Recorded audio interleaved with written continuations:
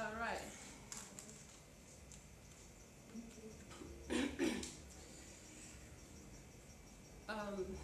Greetings to everybody. Greetings in the Anam. Anam Nine. My apologies for the long break on program I name which I tagged Kaidemma. Even when some things that happened. Hello, Kaki Don Chuku. Greetings, I see you. Anyway, some things that came up, and one has to fight blow, but it's not a bad thing, Sha. I am back and better now. Biasika Nambido kam kene onye ọbụla bụ ndị kpọlụm jụọ ka isi eme ndị dehwele nke ọdị ndị kpọlụ na fon. Ana m ekene unu niile ndị Anam, daalụ nụrụ nne, daalụ.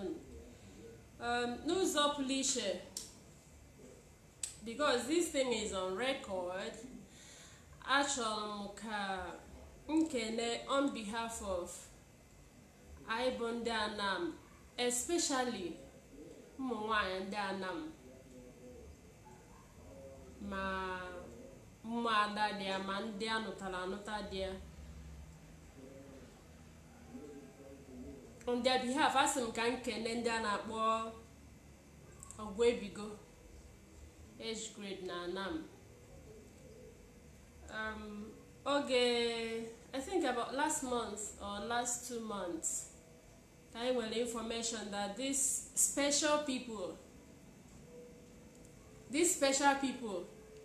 jelu iruve niile nụsịrị nwanyị tupu vanwụrụ vanwe jeje go ndị nwunye ve akpa rice and gave them some money. I think about 20,000 naira each widow bunyeva akpa rice. Omenwe the miche na arụ, as in it has a very special place in my heart. I really appreciate you all, and I'm sure ndị ọzọ they were very grateful for ụdị omenwe unu mere, and we want others iru ndị ọzọ ka ba nwomie iwe nwe ndị Oguebigo Anam mere bụ ije iruve niile nwụsịrị anwụ rapụrụ ndị nwunye ve na mmụva vaje nyeleve aka. Such a thing bụ ive na-ekpe ekpere ka ọ dị n'akọ n'anyị na Anam. Chukwu gozie unu n'ụzọ pụrụ iche. Na-ekpekwa ekpere si anyị Anam dịkorebe Chukwu kelive niile ka unu rabụrụ ndị dị ndụ wee cheta ụdị iwe wee meeli ndị nwunye unu ụmụ ibu unu rapụrụ, ụmụ ibu unu mbotu rapụrụ na unu aya anwụchuru anwụchu, unu ya ebido ndụ bike nka unu na ndị nwunye unu na ụmụ unu. Chukwu gozie unu ndị Oguebigo Anam. Ekpele ka m na-ekpele unu, and I am super sure that na mmụada ndị ọzọ. Hello engineer Chris Oka, thank you so much bro.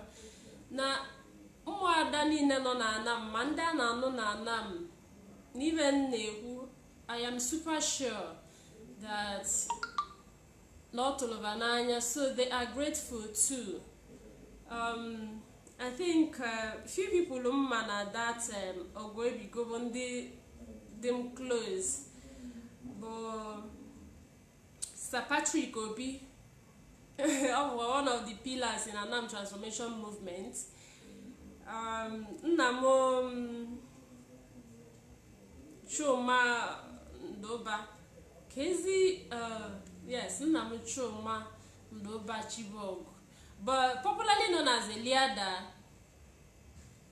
Dalorine Modu Dewaka Mapi.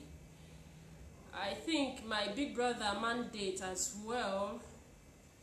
in fact ka ndị na-akpọba n'aba maka mgbe emekite mee mistake mana ndị Oguebigo Anam anyị na-ekene unu rinne kunu si nwee chete your widows and jee nyeleva aka n'ive na-eme maka na ọ dịrị izi families not together nne na nna nọ na mmụva na this COVID-19 effect is not easy on them, talk more of widows. Ya bụ n'iwe unu mmeliwa amara m maọbụ amara m arụ meji akwụsị ike na unu mana mbụ bụ na-ekpegolu m unu ekpele si Chukwu gozie unu n'ụzọ pụrụ iche. Daalụ na-eri na ekpegolu m unu nke mụ nọ na-ekpezi nke ilo Okeke Igwestin, thank you. Chizoba Arab, thank you. Thank you, my people. So, na kaidemma lecture nke tata ụzọ ive na-abụ ka m chọrọ ka anyị kwuo. Nke mbụ bụ school system arụ eji agụ akwụkwọ na Anam. Nke ịbụọ bụ the rise in domestic violence in the families, especially families youth nọ na Anam.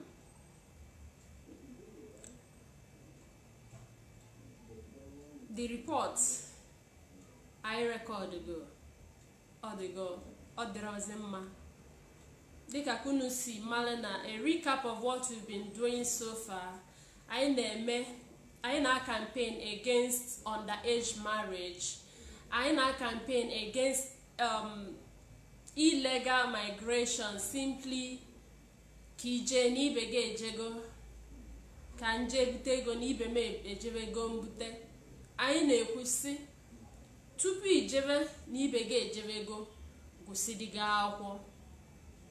Ọ ya bụ ilu ebe onwe ị na-ejebe oboro mmarụ ka ịmala iwu dị ya nwa ebe a sị ga-emekwe n'arụ ka ide na-eme n'arụ anyị. Ya bụ na ijesie ka ị nwere isi gị nata ka ị nwere ọkpa gị natala anyị nweta ive dị mma.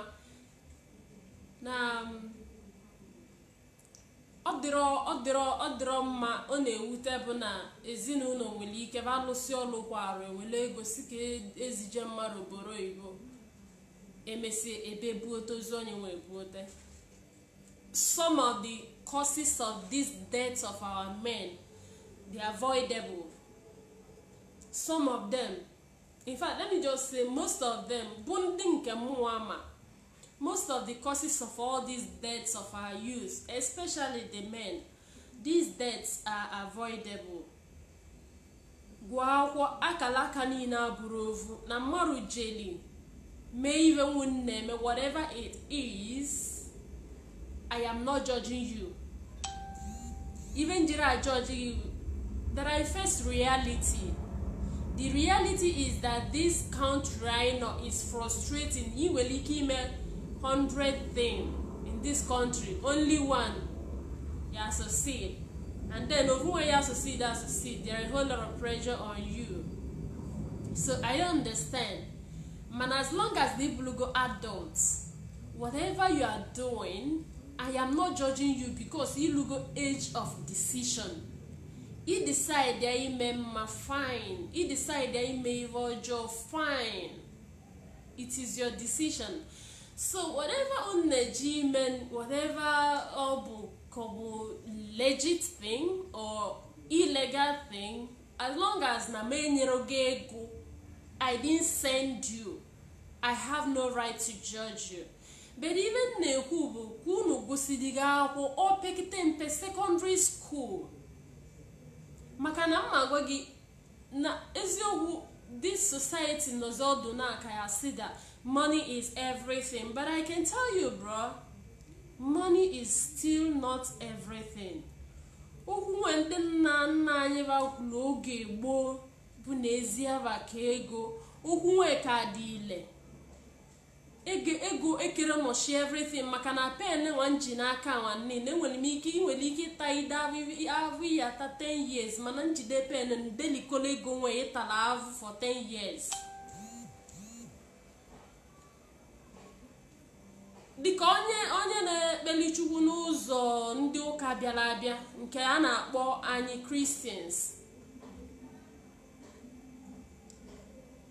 Na even Bible si anyị na Chineke edebegola anyị na ọnwụ na ndụ na mmiri na ọkụ raziale.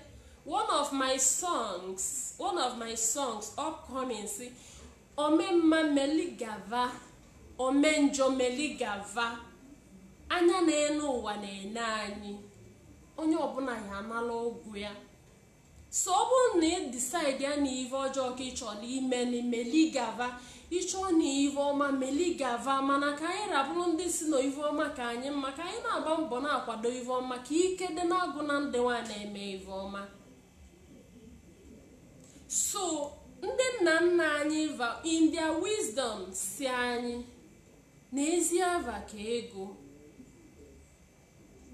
ife ọbụla onye na-eme ka o bulie n'uche na no matter how you are struggling to make the ends meet, ava gị dịkwa mkpa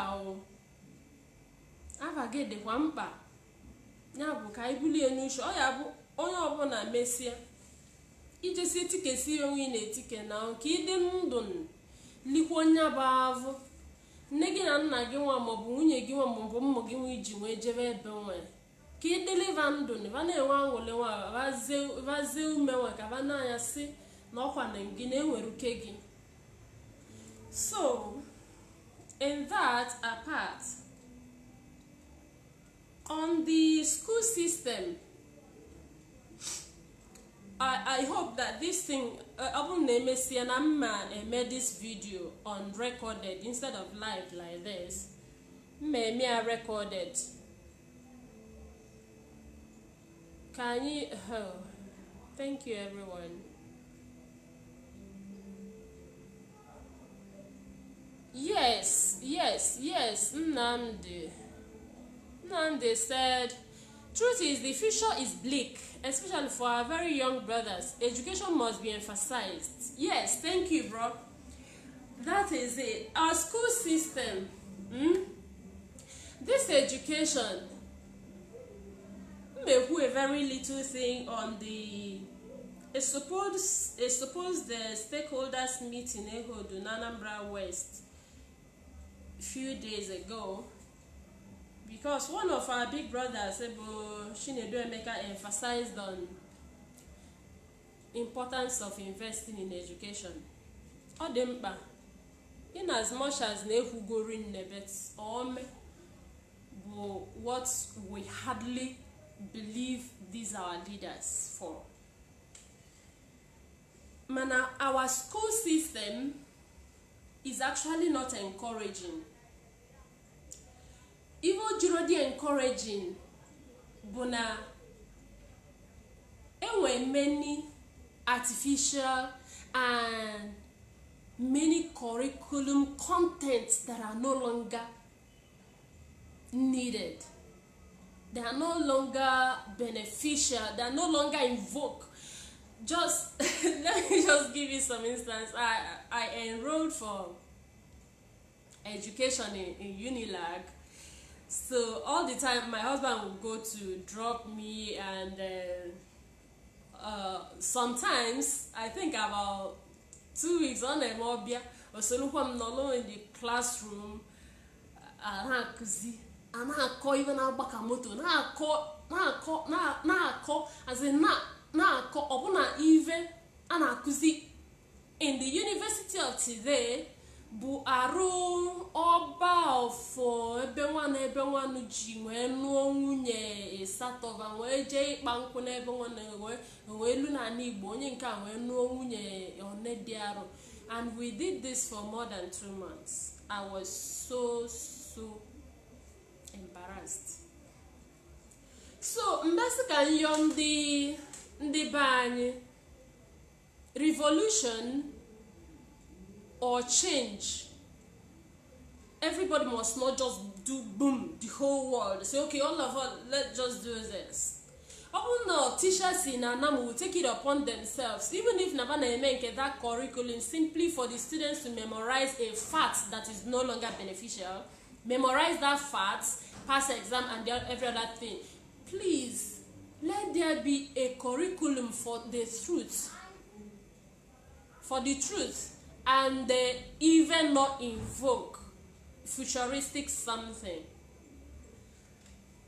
Even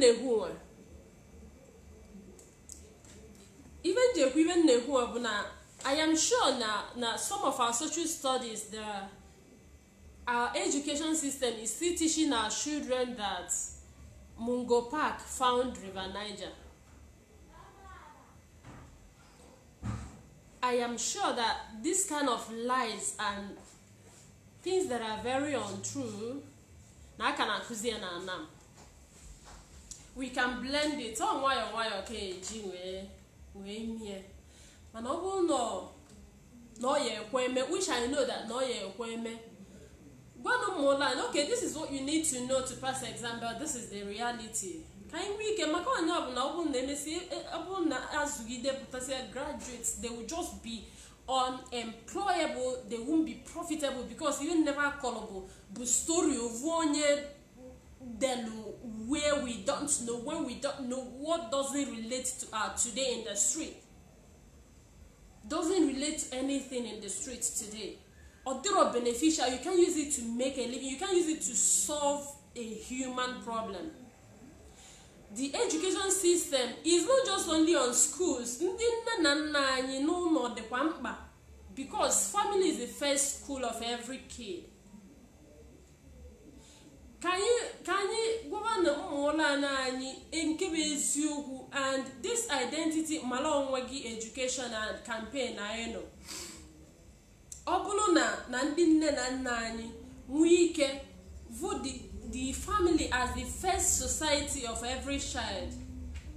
And we cannot kuzili mola nani na nekwe no prozi tinye na high jump je butego je nwedi ni bege nwesigo here nke ye masale make it okay nwedi make it okay icheve oboro ibo make all those oboro ibo and stuff up on the village mmaru ko obu.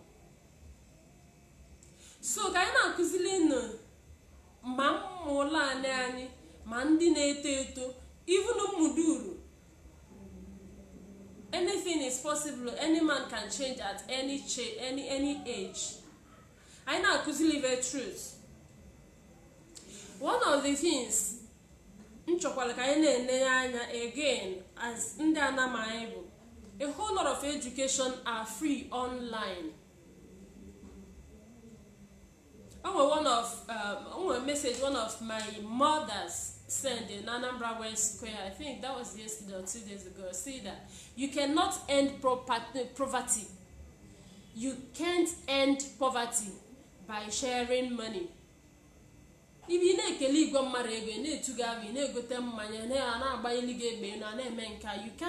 can't end poverty like that. You can only end poverty by sharing opportunities. And that is truth. Because myself, I'm going to have many certificates from online studies. Online, I borrow Facebook. Online alone.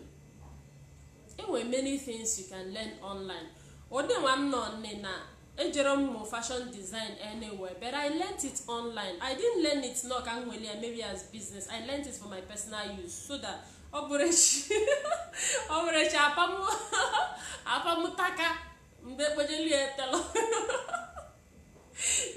so you can learn a whole lot of things online and make sure that you the futuristic. Nyela of future na arakata generation nka anyị nọ na ya tabugo nwaanyị na ka ndị na-abịa abịa ka ụmụ bifa agbado wee bido nkebe. So that's the small thing, just a small scratch on the surface of the school system about today. Then on the major issue, the big issue, domestic violence.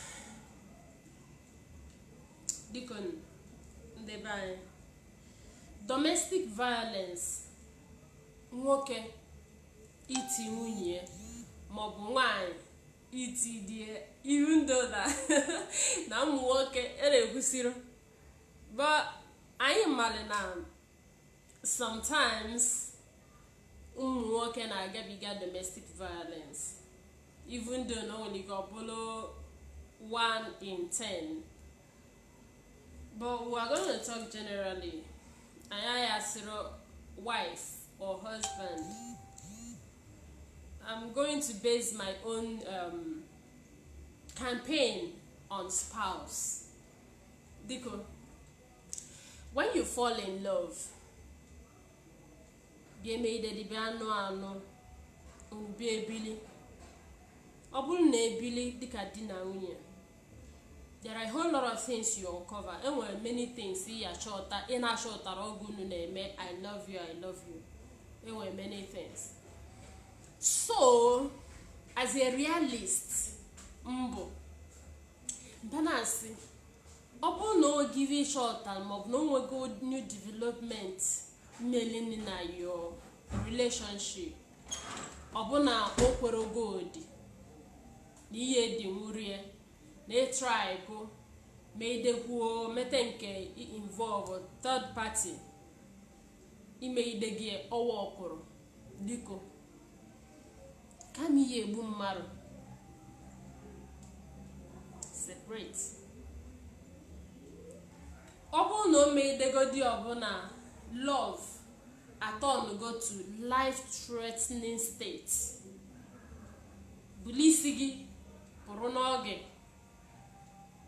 Makana mazme bai mutazile omenke eme neti. No, I was going to base it on value. Maybe na woka value ro munye, mana wanya value ro dia ye ebitenke abuse. But whether value or not, kami ye boom maru, kami ye munyaka tive wani ive. Mobobu no gilgo wa wide go ma hedi of having a nyaka lidien ko waka ibe tive digi. Come away metaronwa black bagi na biben nagi. Nwoke obu na okwe ezome gi na nwunye gi kpa onye noru digo ode ma onye noru ode mmola ani obu na ba pelimperi ne ba so digo nnebe obu na be togo nu kpa anya akpa dikoni. I'm asking my advice when cases of domestic violence. This thing, some people eat even when you never dime.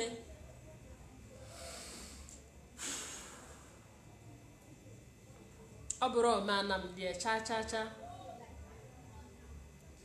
Thank you, Emmy Jazzy. Thank you, Mega Bucks. Thank you very much, bro. Yeah, so the domestic violence no obuno no many now the candidate save us. Mobuno mayo cocaine now. Medenke was saying not a no is so gloomy. Obuna why no even keenness. Makanivo did the womb surprise. Upon the name I'm not really that 2 feet, but I just have to come and do this topic because I am not a humuna. Na mo anda na mnetu kudire come on di amoliobo abu no di asking ni na ba it is nani moke it is na wa mwaro magi igbo tikun ko bulo ka ene ko buli ya ene be na Nigeria siri ike tikun munnem. Okay, all right. Hi sis, Esther Maliwa Cake, I see you. Okay, so I'm going to end this right now because the topics, okay, as I'm at the stakeholders meeting in Anambra West few days ago, about 6 days now came ago, the stakeholders meeting. The thing, Malem Marine, a very big thing of joy. Now, Bonaventure Enemale, Commissioner for Lands, Anambra State, Anambra West, we're meeting all the stakeholders in Anambra West. It's a thing of joy, it's a thing of pride, and I thank him. I congratulate him. Na si ya daalụ rinne nna onye nzam ka ọ bụ. So ndị agbata obi anyị ka ọ bụ. Nwanne daalụ rinne. Then come get to our people. Even though we've not seen the communique of that meeting, whether it's a political rally or get together and anybody, I can over the communique to know exactly what it was all about and the prospectus. Mana even ncholi na this one, because you can't judge what you didn't see or even amaro. Eventually who be even volanya in that meeting. I watched the short videos, the aides, their media aides supposed to, both Ukem, Chairman Anambra West, Mr. Sylvester.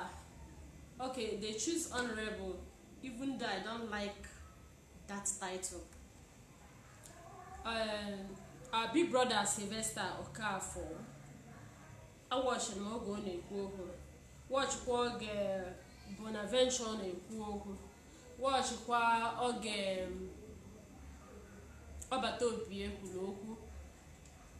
There are a whole lot of people who look. I think Prince Chinedu who for Loku and Ndiozo who see Loku Dempa. Never one. Mani no who any never knew. You won't ask Sukasmavo. If you would just Sukasmavo, even in no, not even in no about Bunino and the environment. The environment van no made this meeting. Ajandu Hall. Anye nkwuidege okay kandena sina anyi mwa no nwem personally nkwuidege in private and on WhatsApp kamkuzie in the public that I am so disappointed that na hall ndi oluugbo ndi otu bu Ajandu lolo whether she Anam nile or Weblo Sanya would the only civic center in Anambra West. Ka ndi sinavagula agwo na Anambra West GMA politics. You may not understand the insult. Nagwe all of you, the political class in Anambra West. You may not understand the kind of insult Anam. You don't understand the kind of insult Anam. You may think that we are uninformed or that we don't have alternative or there's nothing I can do, like one of you know all the time that this is the way it is and there's nothing anybody can do about it. Mess that place up, but I just want to let you people know that Ajandu Hall was not built by politicians. That Ajandu Hall, that Ajandu Hall was built by Ndi Ajandu na Anam Age Grade, Ndi Oguebigo Age, their widows even.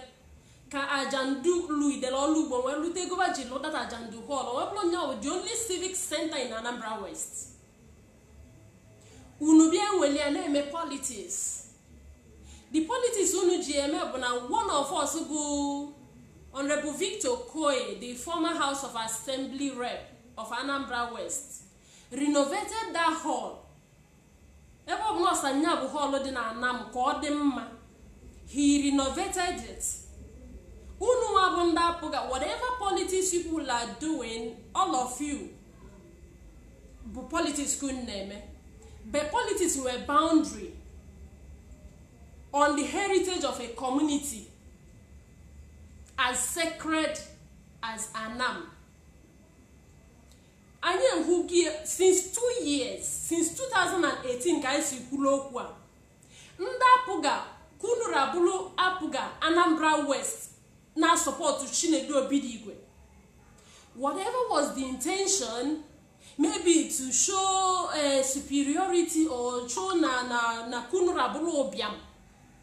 Maka na kunu rabulu obiam bụ ndị nwa chili Chinedu Obidigwe amala obiam ana. Kunu rabulu obiam we made that thing. We jere sipusienu Ajandu Hall ahụ. I waited here for how many months? Unu je kushiere, even ugwala anyị bụ na Chinedu Obidigwe na-enye that hall facelift.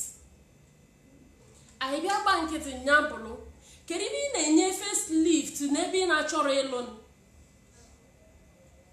Ọnọgo more than a year before eje kushie da gbamgbam. Ngọba kushiere da gbamgbam ọkụlụ.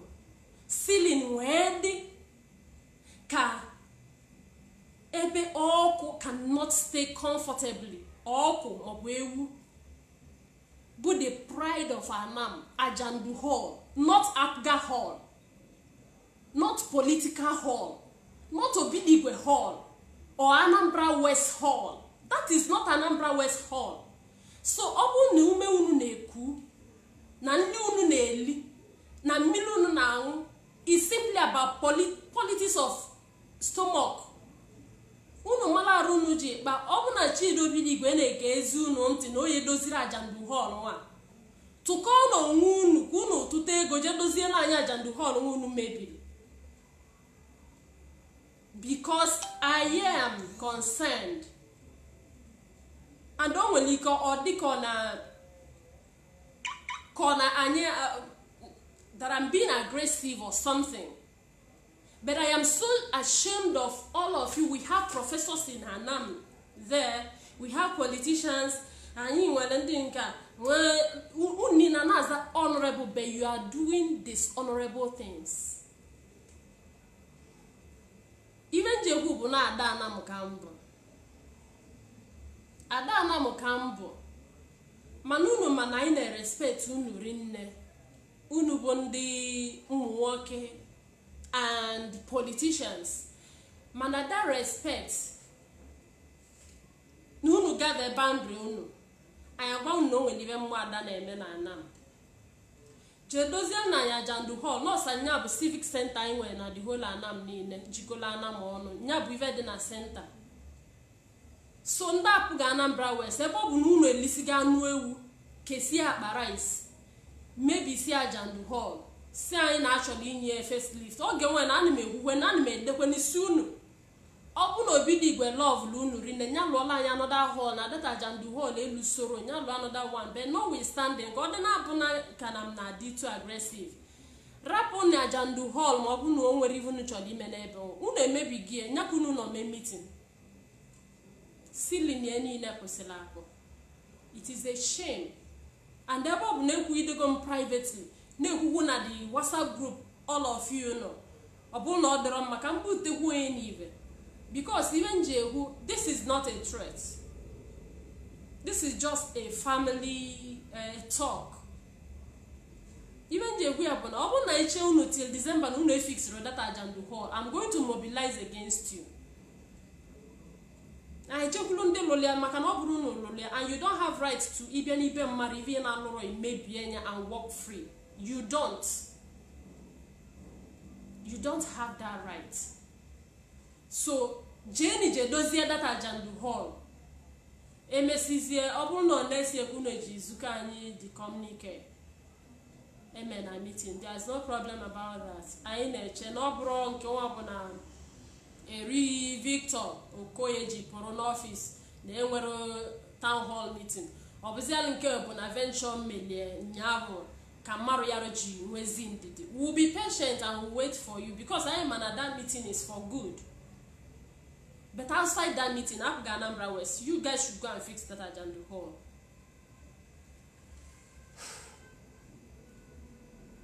Thank you, IJ Winnie. Thank you everyone.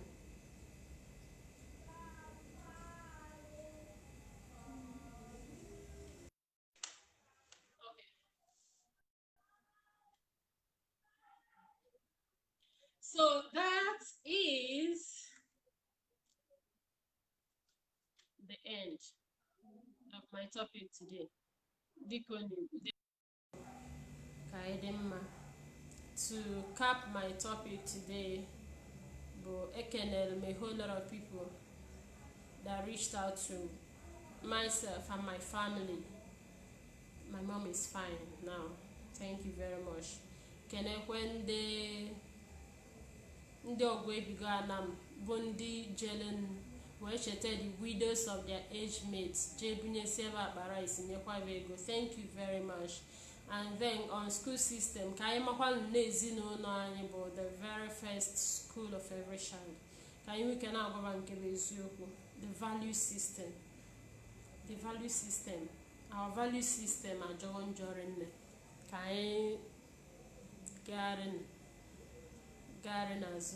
Thank you, Winnie Fred Onilola. Thank you so much, sis. So Kaifarin, let's teach our kids the truths. Sitanono, in school. And then in that school, our teachers, in as much as you are doing your best to teach the curriculum, have a space to teach the truth as well. Because Oburo they are seeing I'm on a school. Can you afford for our children? Then another thing I treated today about domestic violence. I am advocating open a relationship a look to the stage of life-threatening. Baby girl, take a walk. Believe that relationship first. Take a walk. For those children in abusive relationship. Then finally, on the stakeholders meeting in Anambra West, we appreciate you all. I am an even number for our own good. And then when I urge these people that spoilt Ajandu Hall, go and fix that eyesore. Deacon.